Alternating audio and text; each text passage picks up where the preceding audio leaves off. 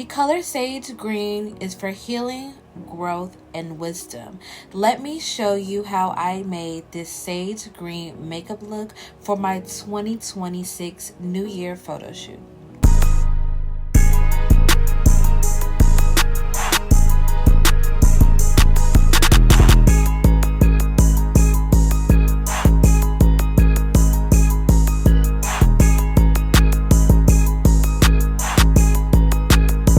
Before getting into makeup, you always want to make sure that your base is flawless, clean, and moisturized. I am using the L'Oreal primer that is for poreless. Let me just say I love this primer so much. Now we're going to go in with our eyebrows. I brushed them up before filling them in with the Mirror Sublimity Lustrous Brow Pencil. This pencil gives me precision, shapeness, and that 2016 brows that everybody has been trying to achieve, okay? Then we're going to sculpt our eyebrows. I'm not going to get too much into it. If you do want a brow tutorial, please drop a comment and let me know if I should do an updated eyebrow tutorial on exactly step by step.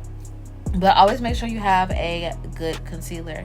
I am using the Thread Beauty Concealer, and I'm going to drag it down to my lid because I'm going to use that for my base for my eyeshadow as well.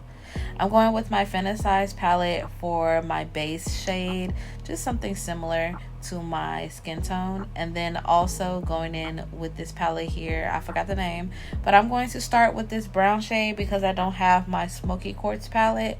And then I'm going to do like a soft glam type of look in a way to where it's structured the same way but add lime green.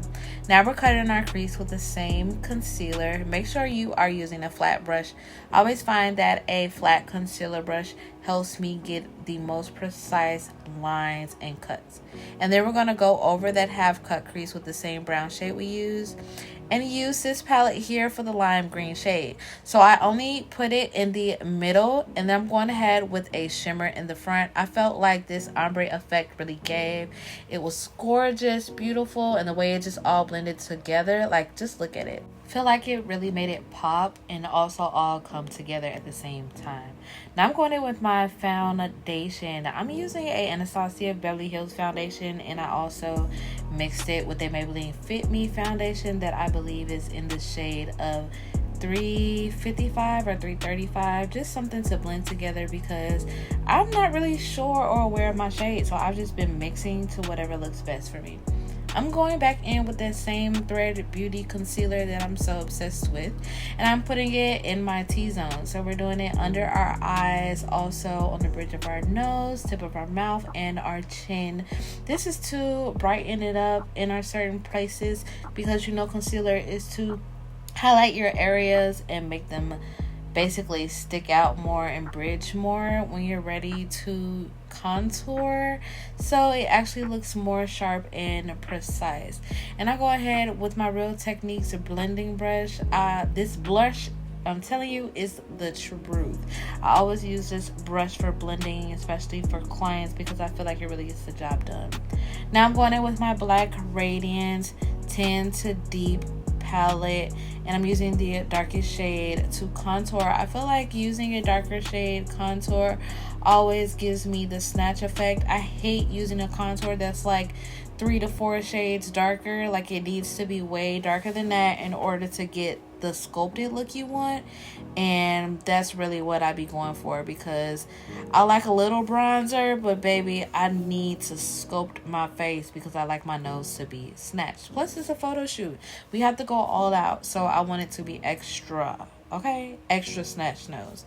So make sure you're blending it in really good. Now I'm going in with the Juvia's Place Duo Blush, and I use that darker blush shade, and then I use the lighter shade at the top for like a big blush moment. Let me just say I do have blush blindness, so I do go in and correct it and put concealer on top of it in places where I feel like I just added way too much blush, but it's okay because we fixed it. We most definitely fixed it.